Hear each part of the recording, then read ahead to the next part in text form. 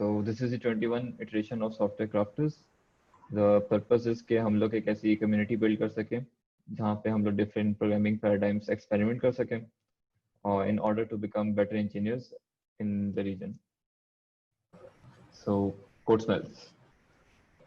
What is code smells? Code smells basically symptoms होते हैं which reflect या which वो इस चीज़ को बता रहे होते हैं कि हमारे कोड के अंदर bigger design problems हैं which will later on create either make a code brittle, make it fragile, या उसके अंदर different problems create करेगा along the path. Anyone else wants to explain code smells? या किसी और की कोई definition है code smells की?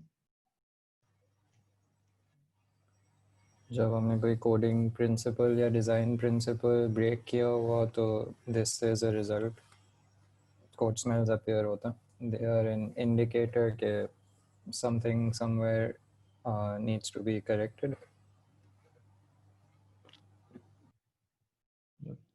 बेसिकली हो ये रहा होता है कि हम लोग जब नया कोड पुश करने जा रहे होते हैं तो प्रॉब्लम्स आना शुरू हो जाते हैं. इधर जो छोटा सा फीचर होता है बहुत ज़्यादा टाइम लगा रहा होता है या जो है वो हम लोग देसी ज़माने में चीपी बोलते हैं कि जो तरीका होता है उसको सॉल्व करने का वो इतना जो है वो स्ट्रेट फॉरवर्ड नहीं होता. फहद कुछ कह रहे थे?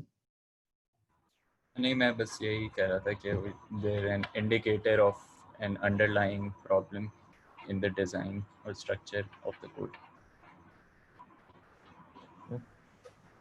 मैं इसको TDD के पर्सपेक्टिव से भी सोच रहा था. Let me know what you guys think. TDD में 3 स्टेप्स होते हैं, रेड ग्रीन रीफैक्टर. तो रेड में हमने फेलिंग टेस्ट लिखा होता है, ग्रीन में हम सिर्फ इतना करते हैं to make that test pass. अभी हम we don't try to make the code look good at this time. Green में आ गए, उसके बाद हम फिगर आउट करते हैं कि how to make that code cleaner. तो that is the time that we're looking out for code smells. मतलब हम code smells को as a form of feedback use कर रहे होते हैं टू टेल अस अब हमें क्या चीज़ रिफैक्टर करनी है. तो मे बी मतलब code smells may not necessarily always be a bad thing. They are a tool जो कि हम यूज़ कर सकते हैं to make our code better even as part of the TDD cycle.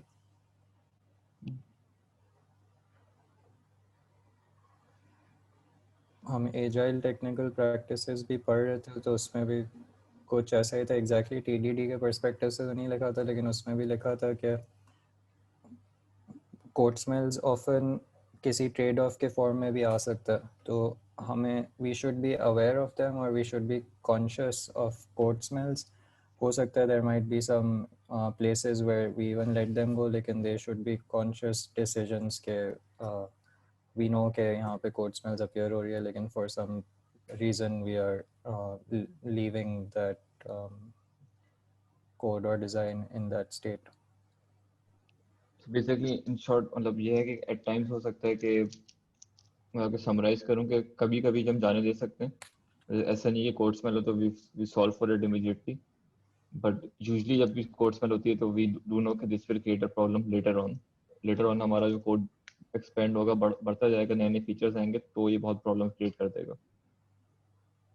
Yep, we should know about it. मतलब कि हमें we should be aware of them even if we are letting them go.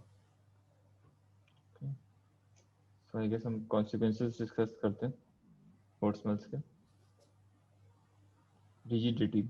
The system is hard to change because every change forces many other changes to other parts of the system. I guess ये चीज़ हमने काफ़ी मतलब common problem होगी, हमने face की होगी university के अंदर भी और इवन जो है वो प्रोफेशनल लाइफ में भी, कि ऐसा ज़रूर होता है कि छोटा सा चेंज होता है बट वो इस तरह से कोड हुआ हुआ होता है कि मुझे एक ही चेंज को मल्टीपल 5 से 6 क्लासेस के अंदर चेंज करना होता है. 5 से 6 जगह पे कॉन्ट्रैक्ट चेंज हो रहा होता है, जबकि सिस्टम बहुत छोटा प्रोडक्ट साइज से या फीचर साइज से चेंज बहुत छोटा होता है, but to make it happen हमें बहुत ज़्यादा चेंजेस करनी पड़ जाती हैं. The next is fragility. Changes cause the system to break in places that have no conceptual relations to part of that change was change. तो इसका मतलब ये है बेसिकली कि ऐसा भी हो जाता है कि हम चेंज किसी और फीचर में कर रहे होते हैं और ब्रेक कोई और फीचर हो जाता है. तो आई थिंक ये भी बहुत कॉमन होता है. मतलब कि आप एक सिस्टम ऊपर वर्किंग करते हो अगले चेंज करने जाते हो तो पिछला खराब हो रहा होता है फॉर सम रीजंस के उन दोनों के बीच में रिलेशन लॉजिकली नहीं होना चाहिए बट कोड में होता है। तो these are some consequences अगर हम कोड स्मेल्स को फिक्स नहीं करते तो लॉन्गर रन में ये प्रॉब्लम्स आ रहे होते हैं। द लास्ट सबसे इम्पोर्टेंट इज विस्कोसिटी। तो इवेंचुअली ये हो जाता है because of the above two things. हमें जब नया फीचर ऐड करना होता है या हमें जब कोई नए चेंज करना होता है तो with time it becomes harder and harder to change, क्योंकि वो इतनी जगह पे रिफ्लेक्ट हुआ होता है उसमें इस तरह से लिखा हुआ होता है कि आपको इतना ज़्यादा चेंजेस करनी पड़ती है, ज़्यादा एफर्ट पुट करनी पड़ती है और एंड में जो आपको जो अचीवमेंट होती है आपकी आपने बहुत स्मॉल सा फीचर ऐड किया हुआ होता है, तो ओवरऑल आपकी जो डिलीवरी होती है वो स्लो हो जाती है।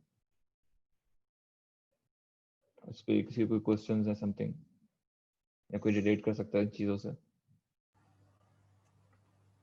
लास्ट वाले से मैं इस तरीके से रिलेट कर सकता हूँ कि the more we delay fixing these code smells वो उतना ही वर्स होता जाता है, मतलब it becomes harder and harder then to do the right thing, क्योंकि डूइंग द रॉन्ग थिंग फिर हमेशा आसान होता जाता है इवन दो वो कॉस्टली ज़्यादा होता है कि हमें एक चेंज करने के लिए पता नहीं कहाँ कहाँ जाके चेंज करना पड़ता है, लेकिन हम वही करते रहते हैं because now fixing core design issues has become very very hard. हमें बहुत सारी चीज़ें रीफैक्टर रीस्ट्रक्चर रीमॉड्यूलराइज करनी पड़ेंगी।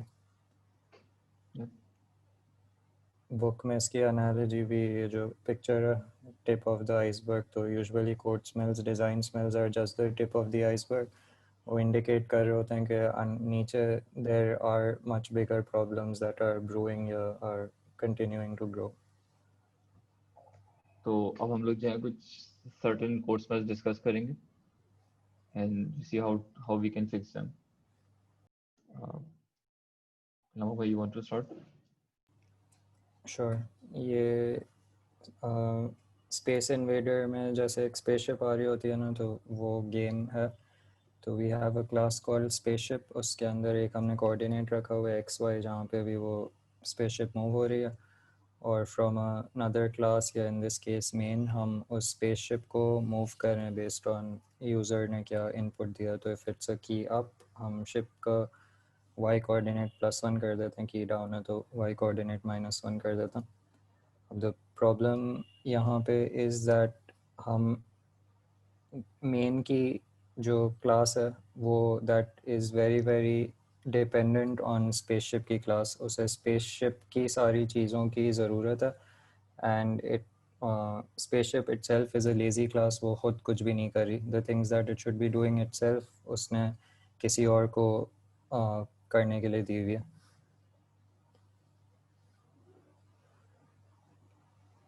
इस प्रॉब्लम को सॉल्व इस तरीके से कर सकते हैं, और इस कोड स्मेल को फीचर एनवी कहते हैं कि जो मेन क्लास है दैट इज़ एनवीइंग स्पेसशिप, उसको स्पेसशिप की सारी चीज़ें चाहिए। तो हम करते ये कि वो जो बिहेवियर था of moving based on character input, वो पूरा बिहेवियर अब हमने स्पेसशिप के अंदर ही मूव कर दिया। तो स्पेसशिप की इंटरनल डिटेल्स भी हाइड हो गई, x why how the coordinate changes, और स्टेट और बिहेवियर दोनों अब देखते हैं तो बहुत करीब आ गई है with in one component with in one class. और मेन के अंदर अब सिर्फ हमने इनपुट लिया और शिप को एक मैसेज पास कर देते हैं कि ship dot move based on input, जो लाइन नंबर 19 पे।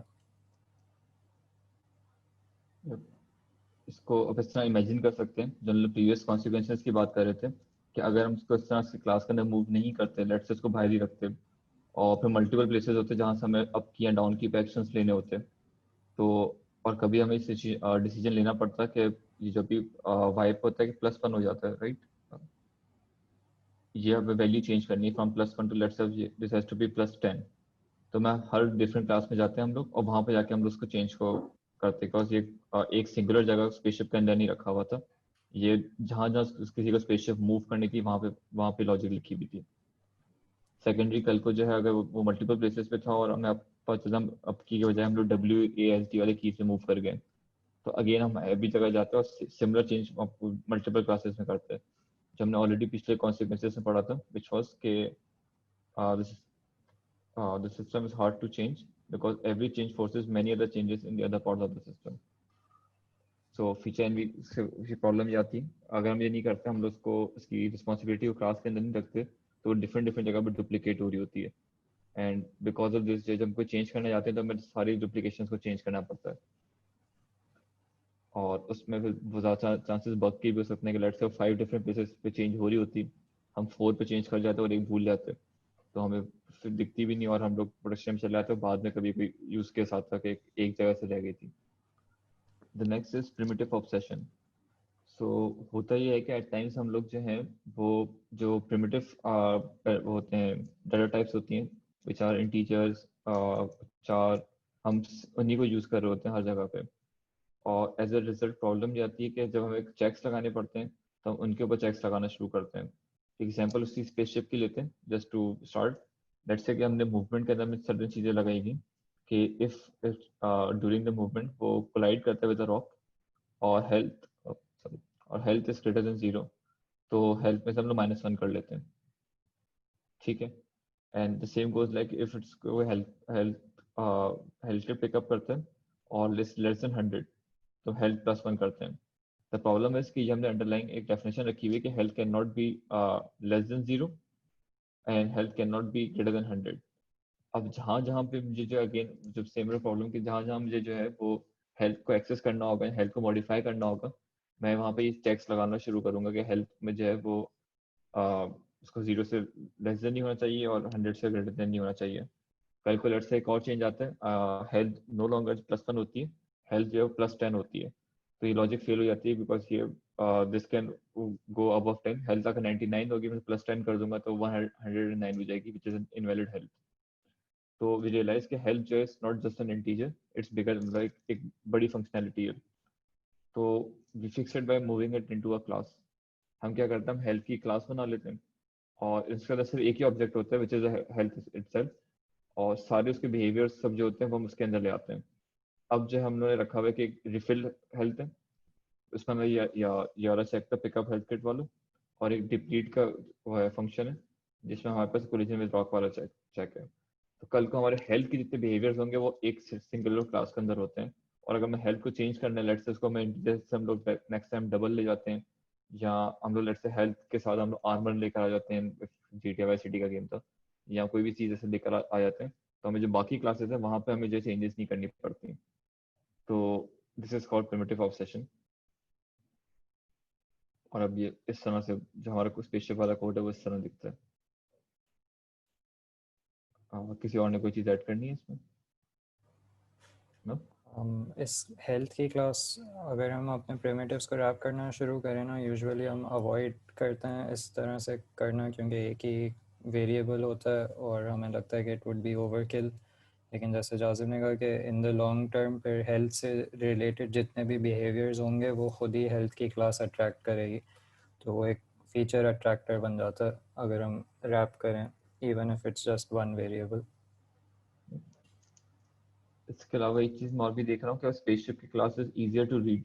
मतलब मैं एकदम से पढ़ता हूँ कि इट सेज के if collision with a rock तो हेल्थ शुड डिप्लीट, और इफ पिकअप हेल्थ किट तो हेल्थ शुड रिफिल। तो ये बहुत इजीली इंग्लिश लैंग्वेज में ये इंटेंट समझ आ रहा है कि करना क्या चाह रहे थे। अगर लेफ्ट साइड पे कोड देखूँ तो मुझे समझाया मैंने तो समझ आया होगा कि अच्छा ठीक है, 0 से कम है, -1 करना है, जिसकी इंटेंट है वो जो है वो समझ नहीं आ रही। तो एक पार्ट ये भी होता है कि उसकी जो इंटेंट थी इस कोड ब्लॉक की, वो हम लोग उसको लाइक उसके लेबल बनाते हैं इंटेंट का, वो लेबल प्लेस कर देते हैं वहाँ पे, और जो एक्चुअल कोडिंग लॉजिक होती है उसको पीछे ले एक लेयर पीछे ले जाते हैं। दिस ऑल्सो इसकी इंपॉर्टेंस इसलिए है क्योंकि होता यह है कि लॉन्गर रन में जब बिजनेस कॉम्प्लेक्सिटी बढ़ते जाती है चीज़ों की, तो सबसे ज़्यादा बग्स इसी तरह आते हैं कि हर पूरा एक बड़ा सा फंक्शन लिखा होता है, उसमें ये प्लस माइनस सब चल रहा होता है, आपको समझ नहीं आ रहा होता कि मिस्टेक कहाँ पे आ सकती है, और आप it is more prone to error because code के पर इंटेंट पर्पज समझ नहीं आ रहा होता। ऑन द राइट साइड आप ये देखें कि सुपर इजी टू रीड के कोड करना क्या चाह रहे हैं, तो यहाँ पे जो हम लोग वो कोई भी कोई बिजनेस लॉजिक फेल नहीं कर पाएंगे इतनी इजीली, उसकी इंटेंट बहुत क्लियर होती है। Message chains basically is another word for law of Demeter, जिसमें रूल ये होता है कि we should only talk to our direct neighbors, not the neighbors of our neighbors. तो यहाँ पे हम देखेंगे एग्जांपल के अंदर, तो द शिप, हमने शिप के वेपन्स की लेज़र को एक्सेस किया हुआ है और then we are setting it to 1। तो पहले तो इट्स नॉट एग्जैक्टली क्लियर कि ये कोड करता क्या है, लेकिन what it is doing is के इट्स फायरिंग अ लेज़र्स। तो सेटिंग इट टू 1 का मतलब है कि the ship will start firing lasers. अब यहाँ पे प्रॉब्लम ये आ सकती है कि लेट्स से हम 1 को इनम पे चेंज कर देता, तो हमें चेंज ये ऑल द वे मेन में आके भी एक ब्रेकिंग चेंज बन जाएगा if we change how to fire a laser. या हम वेपन्स में से how to pick which weapon change करते हैं, तो उसका चेंज भी शिप में आके हमें करना पड़ेगा। तो changes in the down stream, how laser is set, या लेज़र की क्या वैल्यूज़ हो सकती हैं, या वेपन्स के अंदर क्या पड़ा हुआ है, any change would cause the ship to change or that would cause main to change. तो ये train wreck बन जाता है। Change in the downstream causes something to break upstream. इसको हम चेंज इस तरीके से कर सकते हैं, फिक्स इस तरीके से कर सकते हैं कि हमने इस पूरी चीज़ को रैप कर दिया in a method in the ship called shoot primary weapon.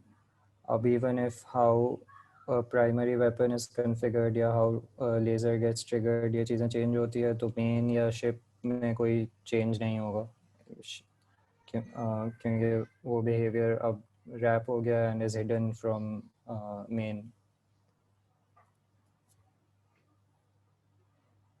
तो इफ़ एवर वी सी कहीं पे जहाँ पे डॉट डॉट डॉट लगा हुआ है और we are accessing a neighbour of a neighbour, तो दैट्स अ कोड स्मेल और we should try to eliminate it.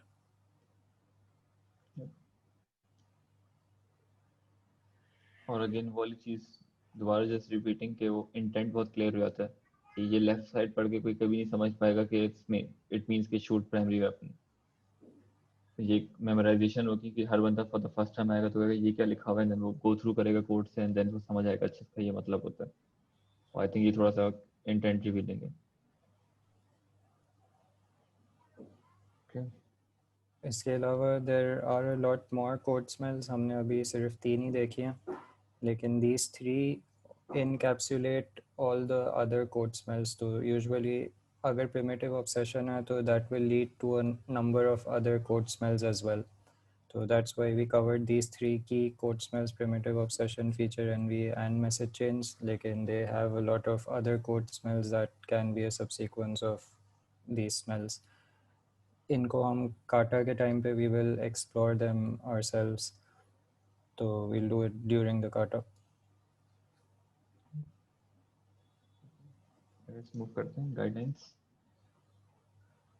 So test कोई भी कोड करते हुए या कोड रिफैक्टर करते हुए सबसे इंपॉर्टेंट चीज़ ये होती है कि टेस्ट मुस्तकिल ग्रीन में रहे। अगर हम लोग कोड चेंज कर देते हैं और टेस्ट रेड में और फिर एक और कोड चेंज कर देते हैं टेस्ट रेड में, तो दैट्स दैट्स उसमें जो 1000 प्रॉब्लम्स मजीद क्रिएट हो जाते हैं। तो ज़्यादा बेहतर तरीका ये होता है कि हम लोग स्मॉलर चेंज करते रहें और मेक श्योर रखें test at all time should be at green. इसकी हमने एक दफ़ा अलग से टॉक हुई थी रिफैक्टरिंग की, उस टाइम पे हमने बताया था कि उसकी एग्जांपल दी थी बॉब द बिल्डर वाली, कि इस तरह नहीं करना होता कि कोड को हम लोग पूरा डिरेल कर दें और फिर वो उसको जो है वो अनब्रेकेबल हो जाए और फिर हम लोग पूरे 2 घंटे 3 घंटे लगातार बैठे हो just to fix the code. I am sure हमने यूनिवर्सिटी टाइम में हर किसी ने एक दफ़ा किया होगा कि कोड को समझ मैं रिफैक्टर करूँ और उसने जो है वो कोड को ब्रेक कर दिया होगा एंड पूरी रात लगा रहा होगा कि अगले दिन जो है वो असाइनमेंट की वो होती है, सबमिशन होती है और रात को 4 बजे जाके वापस चलना शुरू होता है। एट टाइम चलना शुरू होता है, एट टाइम चलना शुरू भी नहीं होता। तो सबसे बड़ा लेसन ये सीखते हैं हम लोग उसमें कि तो हाउ टू रिफैक्टर। तो रिफैक्टिंग इस तरह करनी होती है कि आप जो है वो एक और चीज़ बनाए साइड पे और आहिस्ता आहिस्ता नए डिज़ाइन पे मूव करते जाएं। टेस्ट हमेशा ग्रीन रहना चाहिए। भाई Yep, one way to do it, एक तो अभी जाजिम ने explain किया, which is called parallel change, कि हम existing change को किए बगैर we introduce a change and then we um, reroute our client to the new implementation. एक और तरीका ये करने का होता है कि हमारी आईडी में बहुत सारे refactors pre-built होते हैं that we can use on like on shortcuts या on some mouse clicks. So those are called safe refactors, or the ID makes sure कि हमारे टेस्ट ब्रेक ना हो। तो जैसे कि एक्सट्रैक्ट मेथड, मूव क्लास, इस तरह की चीज़ें होती है, तो we should prefer doing safe refactors versus हम खुद अपने हाथ से चीज़ें रिफैक्टर कर रहे हैं.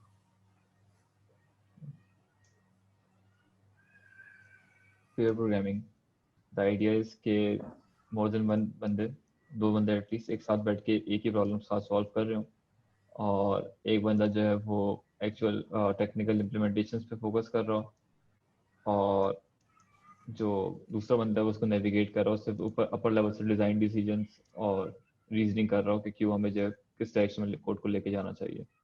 बिकॉज ये दो बहुत सेपरेट प्रोसेसेस होते हैं.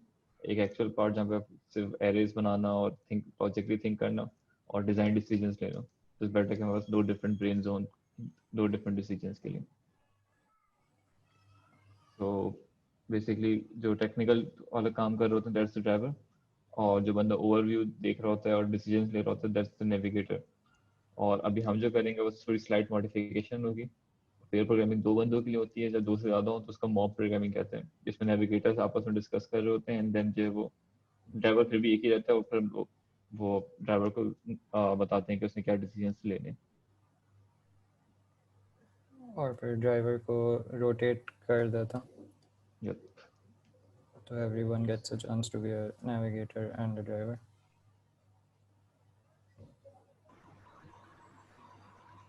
तो हमारे पास टिक टैक टो की गेम है. इसके अंदर there are a number of code smells. They are all listed in the readme. In code smells को हमने they are classified into 4 categories: bloaters, couplers, change preventers, dispensables. तो अभी हम 2 breakout में जा रहे हैं, तो हम लोग दो categories pick कर लेते हैं, और फिर we'll approach the problem keeping these specific code smells in mind, and then let's see what the outcome is for each group. Or there is a PDF attached as well इसी git की repo के अंदर, तो there is a short description for each code smell here, so we can refer to this, or if anything else is needed besides this, so feel free to Google. Or at the end of it, once we are done with it, once we are done with the refactoring, हम लोग अपना code भी एक दूसरे share करते हैं across the groups के what the outcome is, or let's also share के what these code smells were and how we identified them. Test लिखा हुआ है यहाँ पे game should में, तो it should be full coverage, लेकिन just double check before refactoring के coverage पूरी है. Or the game is itself in these 3 classes: board, game or tile.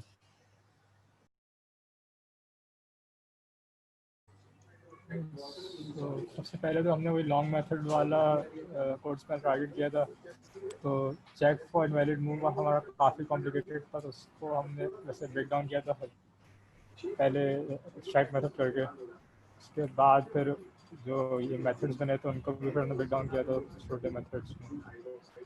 उसके बाद आमिर भाई बताएंगे. ठीक है, श्योर. तो हमने स्टार्ट कुछ इसी तरह लिया था कि हमने लॉन्ग मेथड्स को पहले एक्सट्रैक्ट किया सिंपलर मेथड्स में.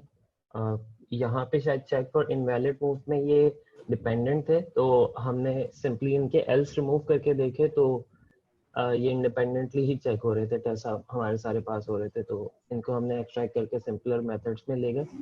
तो सॉर्ट ऑफ हमारे लॉन्ग मेथड वाले कोड स्मेल रिमूव हो गए थे. देन हम लॉन्ग पैरामीटर लिस्ट पे आ गए थे. तो हमारी जो पोजीशन के लिए एक्स वाई यूज हो रहे थे, उसके लिए हमने एक सिंपली क्लास बना दी थी जिसमें एक्स वाई थे. तो हमारे पास अच्छा, हमारा इसमें आइडिया ये था कि 3 इज डिबेटेबल आर्ग्यूमेंट्स या पैरामीटर, और 2 is acceptable, ideal is 0. So we decided कि हम 1 by 1 रिड्यूस करेंगे. तो जब हम एक्सेप्टेबल पे आ गए थे, तो then we decided to move with primitive obsession. तो 3 से 2 हम इस तरह गए थे. और जो प्ले के मेथड में पैरामीटर चेंज इसलिए नहीं किया था क्योंकि वो टेस्ट में चेंजेस करने पड़ेंगे, तो इसलिए हमने वहाँ पे चेंज नहीं किए थे. And then we went head with primitive obsession. एक और चीज इसमें ऐड करनी थी, वो ये कि हमने एक ड्रॉ का केस भी ऐड किया था, क्योंकि जब हम ये देख रहे थे कि प्लेयर्स की विनिंग पोजीशन, तो वहाँ पे ड्रॉ का केस हैंडल नहीं हुआ था। खैर बहुत सारे नहीं हुए थे, लेकिन फिर हमने एक ड्रॉ का केस भी बना दिया था, declare draw. So that's it. अगर कुछ और ऐड करना है लमक भाई आपने।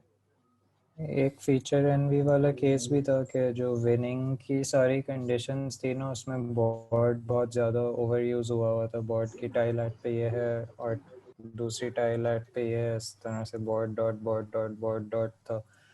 तो बहुत सारी फीचर एनवी नज़र आ रही थी, तो हमने वो विनिंग के चेक्स भी बोर्ड के अंदर ही मूव कर दिया था। तो शायद मैंने मर्ज नहीं किया था रिलेटेड चेंजेस। सही। इसके अलावा मैं डेटा क्लम्प ये होता है कि कुछ चीज़ें जो बार बार अपीयर हो रही हो साथ में, तो वो भी पोजीशन की क्लास से एलिमिनेट किया दो। उसी लॉन्ग पैरामीटर लिस्ट के साथ खुद ही ये भी टच हो गया था, डेटा क्लम्प्स। पोजीशन की क्लास दिखा सकते हैं?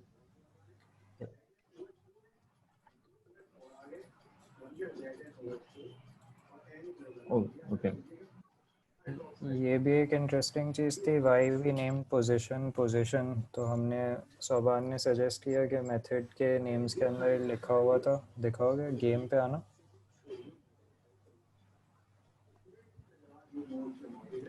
कि हमने जैसे इनवैलिड का केस था उसमें इनवैलिड पोजीशन लिखा हुआ था, तो इस वजह से हमने फिर कोऑर्डिनेट नहीं रखा था या समथिंग एल्स नहीं रखा था और पोजीशन रखा था।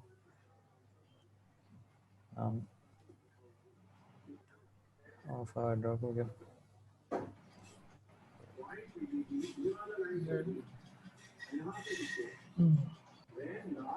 सही। प्रिमिटिव ऑब्सेशन रिमूव हमने इस तरह किए थे कि वो जो सिंबल था एक कैरेक्टर था, तो हमने एक इनम बना दिया था मार्कर के नाम से, और उसको हर जगह फिर रिप्लेस करने की कोशिश की थी।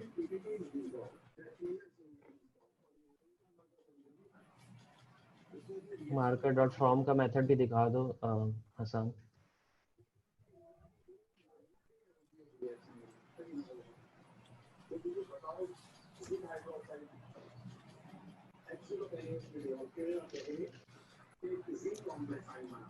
I think that's it.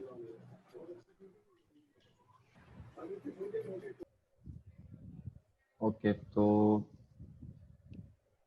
हमने जो है ऑफ कोर्स डिफरेंट कोड्स में टारगेट की थी। तो लेजी क्लास, डाटा क्लास और कमेंट्स, ये चीज़ें थी। तो पहला तो ये था कि हमने कहा कि हम कमेंट्स हटा देंगे जहाँ जहाँ भी कमेंट्स होंगे।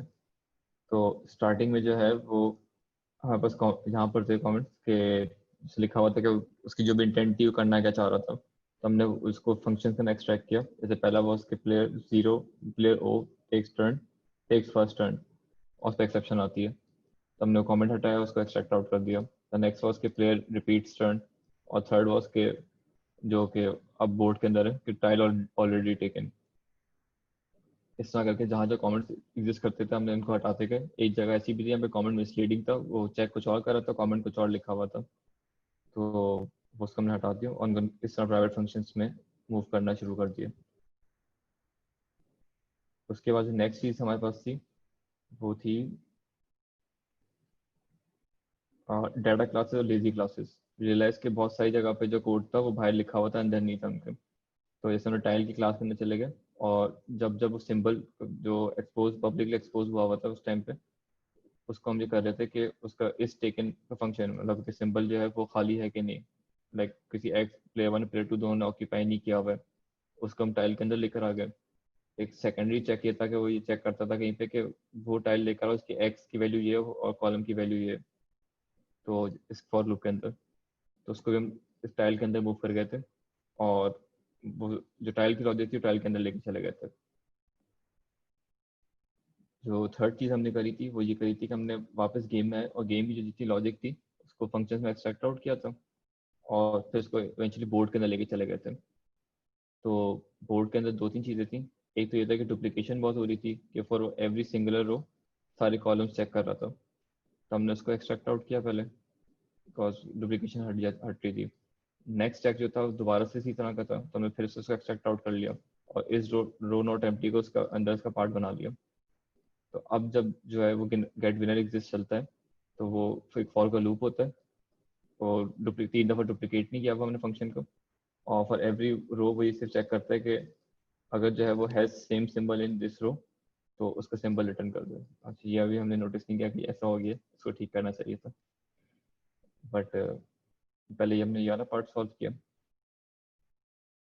उसके बाद जो है हमने वापस गए हम लोग एंड हमने कहा कि एक और इशू भी है विच इज़ जो शॉर्ट टर्म सर्जरी कॉज कर रहा है, विच इज़ कि ये सिंबल की जो वो है वेरिएबल है, ये एक 4 वेरिएबल है और ये हर जगह पे जो है वो मेंशन हुआ हुआ है। कल को हम उसको मूव करेंगे तो ये तो हर जगह चेंजेस करनी पड़ती हैं। तो इस सिंबल के वेरिएबल को हमने जो है एक इनम में चेंज किया, विच वॉज जो हमने आज लेक्चर में पढ़ा था, विच वॉज के प्रिमिटिव ऑब्सेशन भी दोनों चीज़ें साथ साथ हैंड हैंड चल रही थी। तो उसको हम यहाँ पे मूव कर गए और देन हमने जो इसको वापस पीछे गए और हर जगह उसको इससे रिप्लेस कर दिया।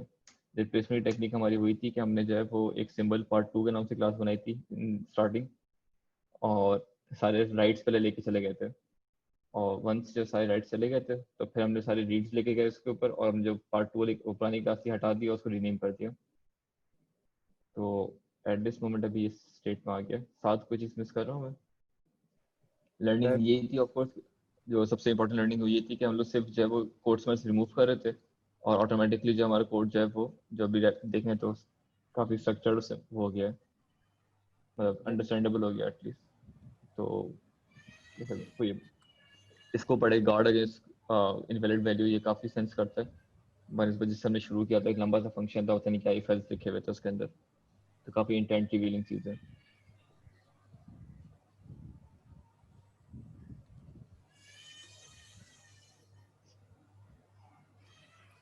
फॉर लूप से चेक्स अच्छा सिंप्लीफाई किया हुआ था। आमिर भी शायद एंड में सजेस्ट ऐसे ही कुछ कर रहा था ना। Yep.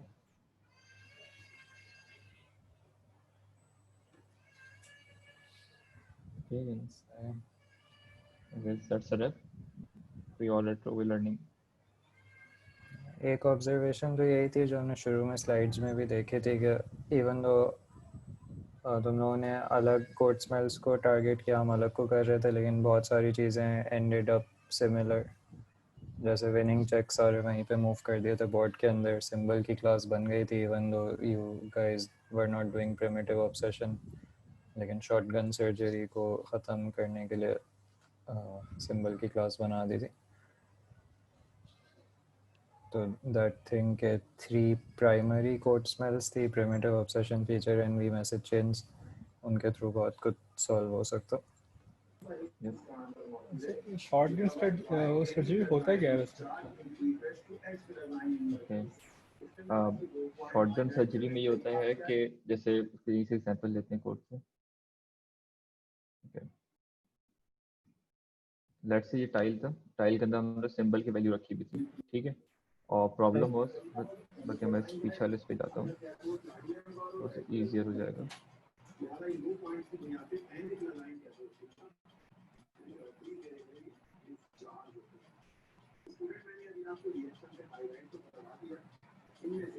ठीक है, अभी सिंबल की क्लास थी, ये हर जगह बैक हो रही थी,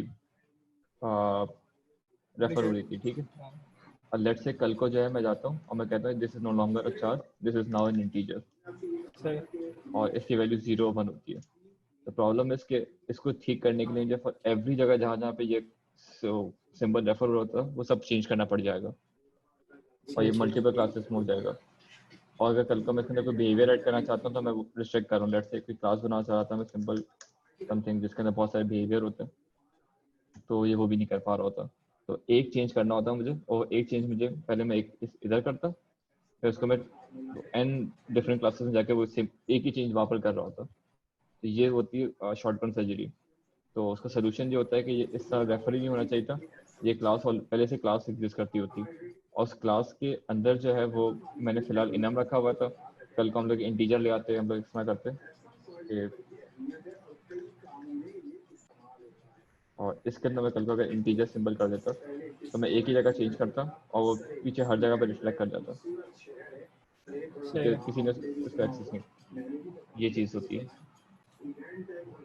थैंक्स भाई।